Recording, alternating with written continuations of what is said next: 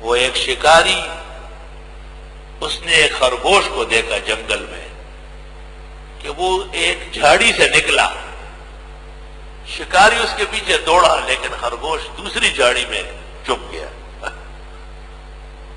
شکاری نے دو جھاڑیوں کے درمیان میں کھڑے ہو کر خرگوش کو کہا کہ آج تو آپ بچ گئے، ٹھیک ہے، لیکن اگر اس جھاڑی سے اس جھاڑی اور اس جھاڑی سے اس جھاڑی تک تیری دوڑ ہو اسی طرح جیسے آج دیکھنے میں آئی، اور یہ میرا ڈنڈا ہو تو تیری کمر آج نہ صحیح تو 10 دن بعد صحیح ٹوٹے گی، بچو گے نہیں۔ احفظوا هذا۔ اس لیے پیار اور شفقت کا لب و لہجہ سمجھو، اور جس سرزمین پر ہو تو عمدہ انتظام میں رہو، عمدہ انتظام۔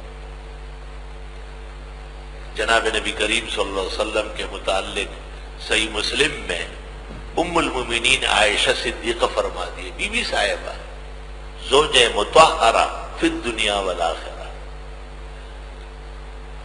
کہ حضرت رات کو اٹھے فقام رویدا، آہستہ سے اٹھے، وفتح الباب رویدا، دروازے کی کنڈی آرام سے کھولی، وخرج رویدا، دروازے سے باہر تشریف لے گئے بہت آرام سے۔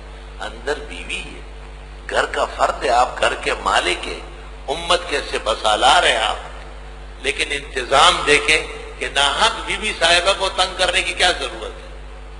نبی کے مقامات بہت بلند ہیں، خواتین کے بہت سارے آزار ہیں، ان کے ذمہ اٹھنا ہوگا ہی نہیں۔